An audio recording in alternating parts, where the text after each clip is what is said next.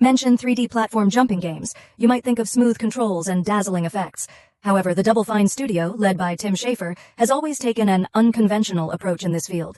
As early as in Grim Fandango, where they deconstructed life and death through the world of the dead, and in Broken Age, where they explored choices through a dual narrative, they established a creative core of wrapping the profound in absurdity and deconstructing the heavy with a sense of whimsy. The Psychonauts series is the most extreme embodiment of this core, serving as a vehicle for the mind. This style, jokingly referred to by players as American roughness, actually conceals a contemporary interpretation of German expressionism. The exaggerated and distorted character designs are not meant for shock value. Rather, they serve to amplify the inner qualities of the characters. The high-contrast, vibrant colors are not simply an artistic preference but a visual language that intuitively distinguishes between external reality and inner truth.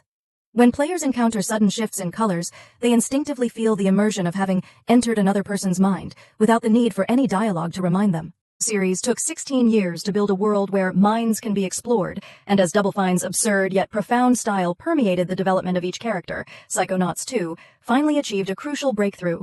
It completely redefined the relationship between narrative and gameplay, transforming them into a mutually enriching symbiotic entity. The inner struggles of the characters dictate the rules of the levels, and the player's actions represent the character's self-reconciliation. There is no unnecessary dialogue, and no mechanic stands in isolation. It explicitly tells you about the characters' pasts through straightforward dialogue. Instead, it weaves their experiences into every detail of the environment, allowing you to read the characters by playing. The most representative example of this is Coach Oleander's inner world. It is a fantasy filled with elements from World War II, where toy soldiers are piled up in the trenches, and instead of cannonballs, colorful balloons are shot out of tank barrels.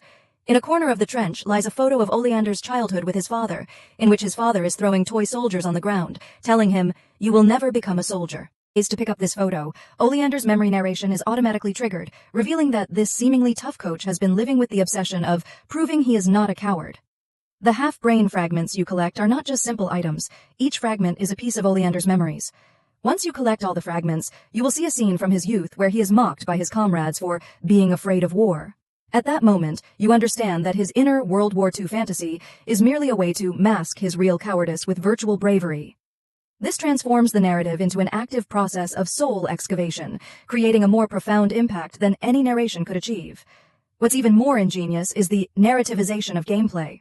Psychonauts2 never designs universal level rules.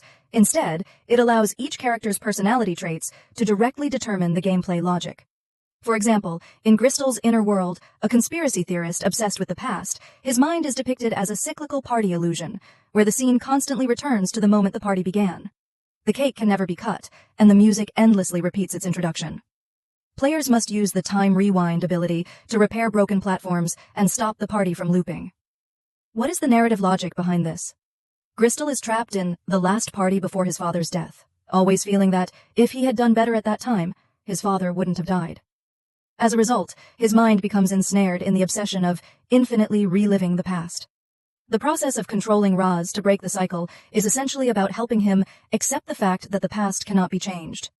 Hidden within the gameplay is the character's obsession, and your actions represent a reconciliation with that obsession. The relationship between narrative and gameplay permeates every inch of level design. The levels in Psychonauts2 become much more than a simple collection of challenges. It completely breaks the traditional logic of 3D platformers, which typically follows the pattern of designing levels first and then overlaying the narrative. Instead, it begins with shaping the character's psychological trauma, and then designs the puzzles, mechanisms, and monsters of each level based on the types of trauma. Consequently, you will find that each level offers a distinctly different experience because no two characters' minds are the same. Let's start by dissecting the prologue level, the workplace nightmare of the dentist Loboto. As the game's first mind dive level, it serves not only as a tutorial but also as a demonstration of psychological puzzle solving. Loboto, the antagonist from the previous game, has a brain world filled with dental elements. The ground is composed of gigantic teeth, the platforms are rotating dental chairs, and the traps are flying dental floss. The brilliance of this level lies in the fusion of tutorial and narrative.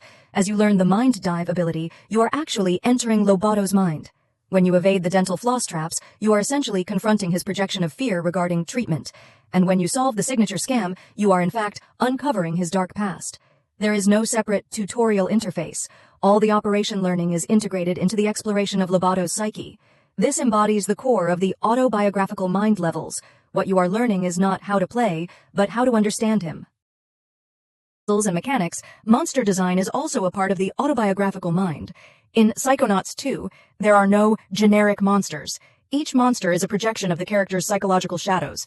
Luctopus represents people's endless desires and greed. Bad Mood embodies the negative emotions seen through people's eyes, and Maligula reflects the destructive urge stemming from an excessive pursuit of violence. The essence of these monster designs is the gamified interpretation of psychological mechanisms. When you engage in battles, you are not merely defeating monsters, but rather helping the characters deal with negative emotions. This design of combat as healing ensures that every aspect of the level is closely tied to the core theme of psychological reconciliation. Psychonauts2 breaks the traditional boundaries of 3D platformers with autobiographical mind levels and redefines the creative height of genre games through the symbiosis of narrative and gameplay. It not only garners organic promotion from players, but also receives high acclaim from the industry for creativity-driven genre innovation. Upon its release in 2021, it achieved a Metacritic score of 87, placing it among the top games of the year, and it received 3 prestigious nominations at the Game Awards for Game of the Year, Best Game Direction, and Best Narrative. In the 2021 gaming landscape, Psychonauts2 formed an interesting dual peak alongside It Takes Two. While It Takes Two triumphed with its diversity of gameplay, introducing fresh mechanics in each level and showcasing the creative ceiling of co-op games, Psychonauts2 shone with its gamified expression of psychological narrative, where each level offers a unique mind story, demonstrating the deep potential of single-player platformers. Both games ultimately received industry recognition, collectively proving a simple yet often overlooked truth. Creativity is the core competitive strength of games. Genre is not a shackle, but a boundary that can be broken by innovation.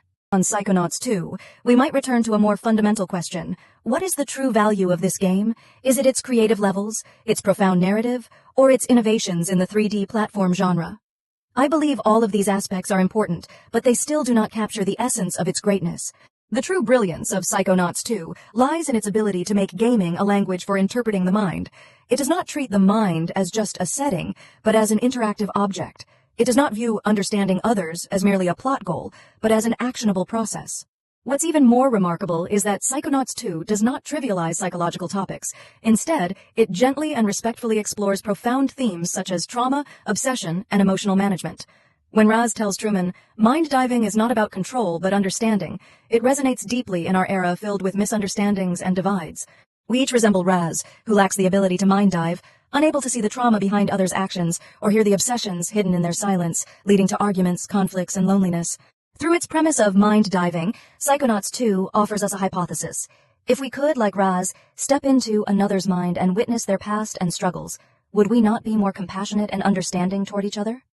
At the game's conclusion, when Raz stands atop the Psychonauts headquarters, gazing at the glowing doors of thought in the distance, it becomes clear. These doors are not just entrances to next levels, but invitations to next minds. The most precious gift of Psychonauts2 is its ability to inspire belief that, regardless of how complex and fractured the mind may be, as long as we are willing to step inside, we can find the potential for reconciliation. This may very well be the most moving aspect of gaming as a language for interpreting the mind.